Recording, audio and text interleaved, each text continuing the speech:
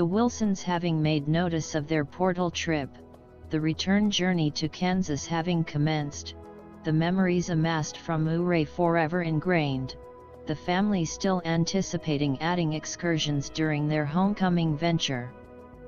Once again traversing on Highway 50, the road sign proclaiming Black Canyon National Monument, the Buick Skylark veering north to explore the reaches of another one of nature's commemorations.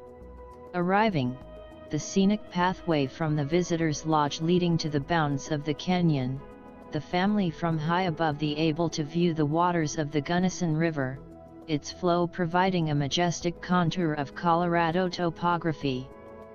Continuing on, a brief stoppage in Gunnison for lunch at the Chatterbox Cafe before continuing eastward towards the Royal Gorge and the flowing Arkansas River. The roadside sign proclaimed river runners whitewater rafting, Gary halting the Buick in anticipation of what lay ahead. Entering the rafting operator's pavilion, discovering the river runners provided Class 3 and 4 river experience for the family, a 16 years of age requirement preventing a Class 5 river journey. Suited with life jackets, mounting the 14-foot river raft, Gary sitting on the forward port side, Robert on the starboard, Jan, Sandra and another couple all positioned with oars making up the capable crew, the helmsman ready to bark the rowing instructions, casting off, the river presenting a flowing quiescence, the oarsman pilot adducing an explanation to his crew about the necessity to adhere to his commands and the procedure for their safety if the raft should capsize. The scenic canyon housing the empowered Arkansas providing a majestic view, the flora, the habitat, including the longhorn sheep visible on the cliffs of the gorge. The white water now a more frequent occurrence, appearing in longer presentations, its deafened roar no longer a background intonation but an on-stage advocate to Mother Nature's paramount production, the swiftness of the river cascading over the boulders, the crew of the water-besieged vessel giving their full attention according the helmsman and the administering of his commands. The adrenaline beginning to flow with the temporal onslaught of white water, the aura of the experience casting one's total fulfillment. The assailment began its recession, a calming inauguration of the river, a relaxing temporal landing ashore, the crew joining others embarking on a bus ascending Highway 50, a return to the inception, the whitewater adventure coming to a conclusion. The only casualty being Gary's watch. In his haste in the port side rowing position he forgot to remove it from his wrist. The river remedied his forgetfulness and removed it for him. The Royal Gorge National Park entrance was a exiguous 6 miles from Cannon City, the Wilsons appointed overnight lodging before abrogating their opportune Colorado journey.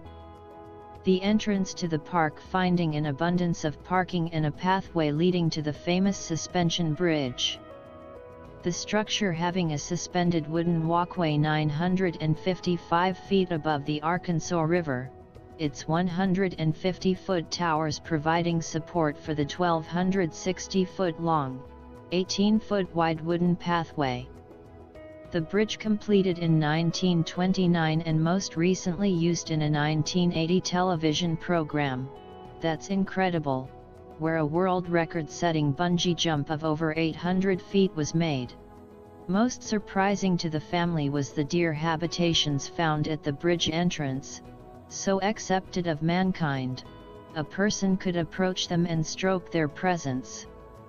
Jan and the children taking advantage, able to pet the ancestry of nature. Gary finding the view of the Arkansas River and the Royal Gorge Railway below a majestic display. One was able to watch the kayaks of the river rogues navigated down the torrent of water, observing their small vessels oscillating upside down in the domain far below.